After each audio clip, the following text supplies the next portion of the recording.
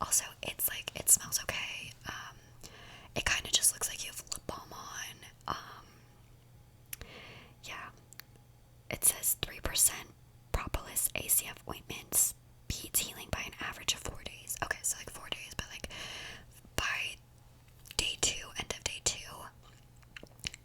it's starting to already kind of like just get scabby, which if you've ever had a cold sore, scabby is good.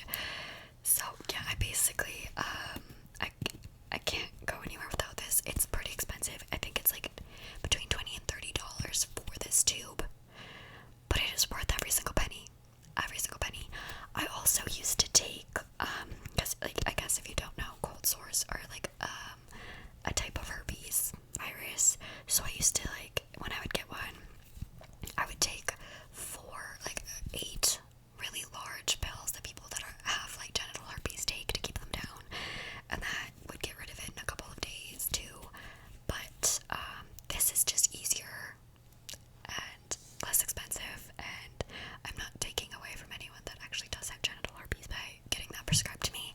So yeah, Cold Sore FX is the best thing on this planet, and it works way better than the Abreva version. I don't like the Abreva one as much. It takes longer. So yeah, that's that on that. Let's move on to this e.l.f. brow gel. It's called the Wow Brow. I have this shade deep brown. I love the packaging. Like, it's just like sleek and black, although I don't love the sticker on top that says the color. I think that's silly. It should be really on the bottom. Not sure why it's on the top. But yeah, this is basically like a better version of Benefit Give Me Brow, and it's like a few dollars.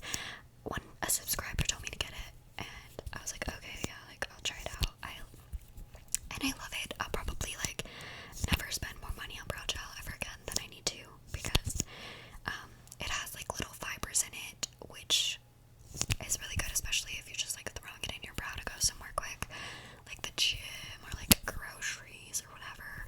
So I really, really like this. This is really good, but there's not too much to say about it other than the fact that like it just works really well.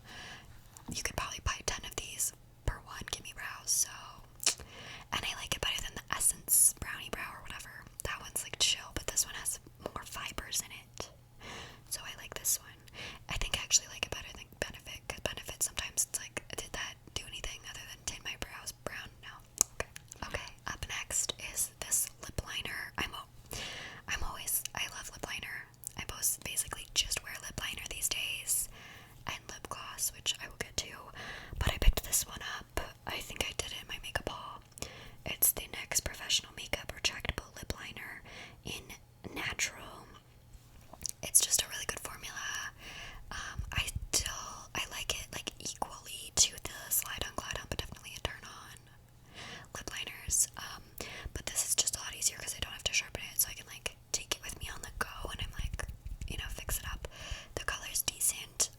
It's pretty similar to the package. I have a little bit of lipstick on top of it right now, so it's a little peachier. But I do really like this. I just love lip liner, honestly. So the NYX ones, I like all the NYX ones. They have good formula. And also, update on the Charlotte Tilbury one. I haven't worn it in like 3 weeks. I paid $30 for that lip liner to find out that I hate the color, and I think I'm just gonna give it to one of my friends, because I don't like having makeup that I'm not gonna use, and I don't like to return things to Sephora because I know what they're gonna do with it. So I'm just gonna find someone who wants it, be like, hey, do you want this Charlotte Tilbury lip liner that I don't use? And they're probably gonna look at me like I'm crazy, but that's okay. Moving on, we have this highlighter that I used in my Get Ready With Me recently. It's the Revlon Skin Lights Prismatic Highlighter. It's in the shade Daybreak Glimmer. I got this in my makeup package from Brooke that she sent me, and I didn't really use it because it was on some Jouer, the Bomb Cosmetics train, but I've used it like almost every day for the last month. I'm wearing it today. I would swatch it, but I don't really want to get highlighter all over my black sweater. Does that make me a bad YouTuber? Probably. The packaging is really cheap, but usually with drugstore stuff I don't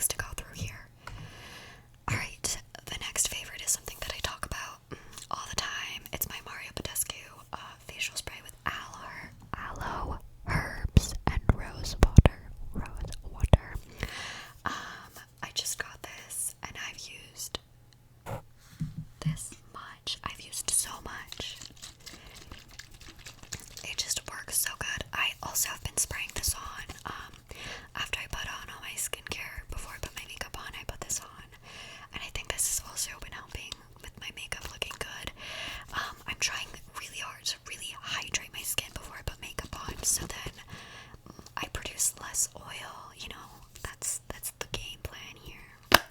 This also works really good for redness and just like calming, and if I'm looking a little powdery through the day or whatever, I'll spray this on. Or like when I come home from wearing my mask for a couple hours, I'll usually wash my face, and then I'll just spray this on instead of doing like my whole skincare routine at like 4 p.m., you know. So this has been really good, and I need to remember to keep buying it, even though it's like I'm cheap. So Mario Badescue, they know what they're doing. Mario, my man, make good skincare as far as I'm aware. Okay, next up is this foundation, which is I think another reason why my skin's looking good. This foundation's the reason. I feel like I can hear barking. I'm so sorry. My dogs are so rude. They are literally be quiet. They'll be quiet the whole day. And the second I go to film something, they just make these teeny little barks, and they're irritating. It's not. Yeah, anyways, this is the Too Faced Born This Way matte foundation.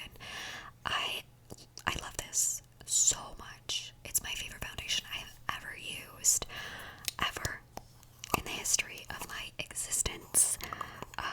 I have two shades. I have nude and light beige. I mix them just because they're not 100% correct. I'm a little too pale, and I don't like to return makeup, so I always just like go with it or give it away or something.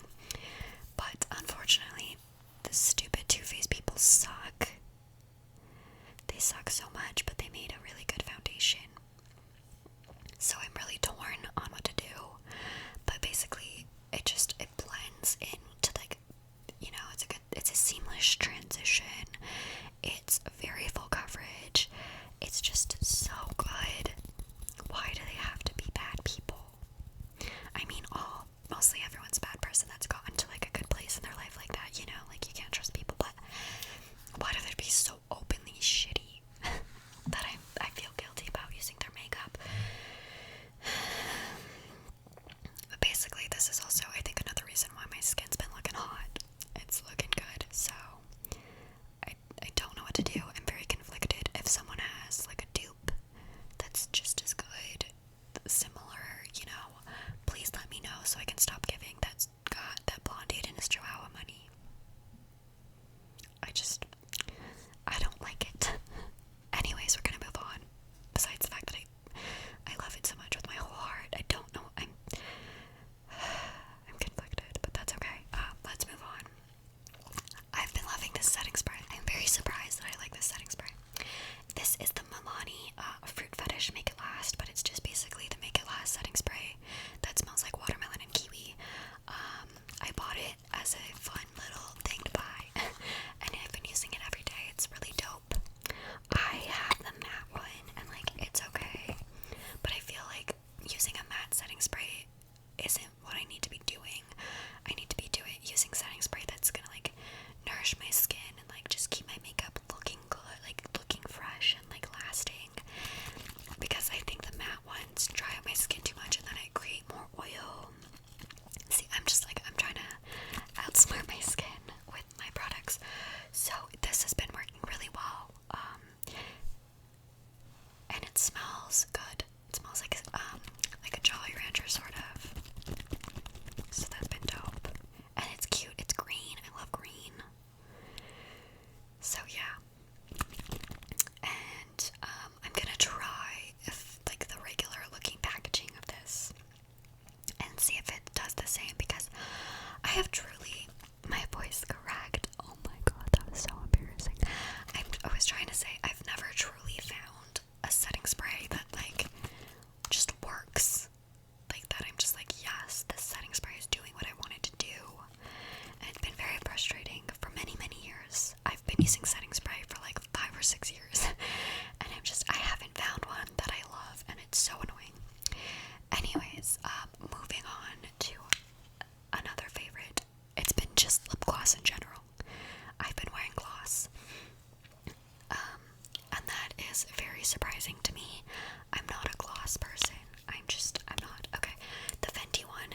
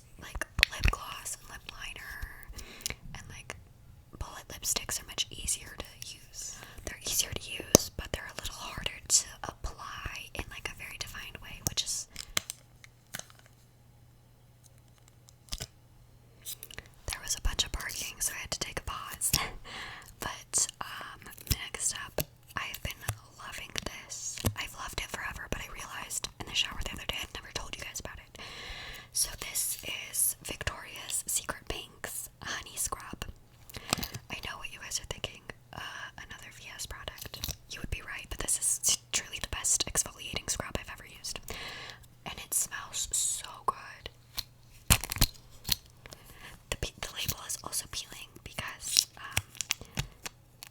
the honey leaked out of it, and it's a long story, but normally when you buy it in the store, it doesn't look like this. I just bought this one because it looked shitty, and like, no one else was gonna buy it, right? They would be like, oh, that doesn't look, and the product's fine, but they would be like, oh, I don't want it, you know?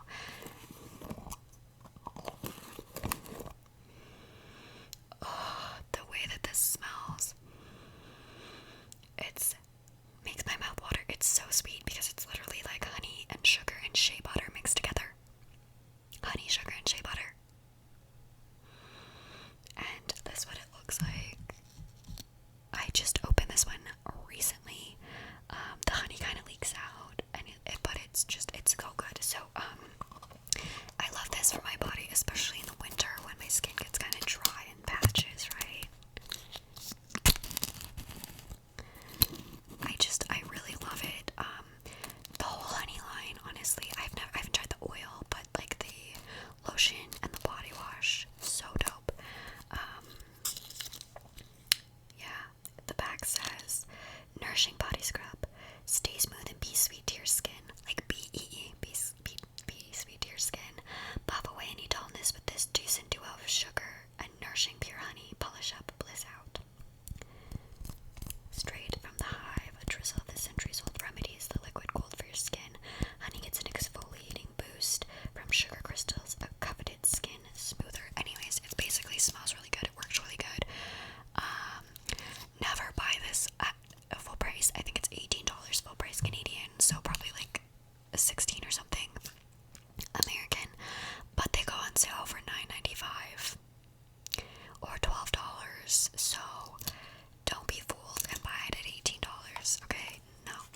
Just wait it out. Just wait it out. It'll happen. It'll happen, and it'll all be good. So the last thing is my favorite, is a feminine hygiene product. So if that is something that you're not interested in, I apologize, but I need to share. Okay? I'm not gonna actually show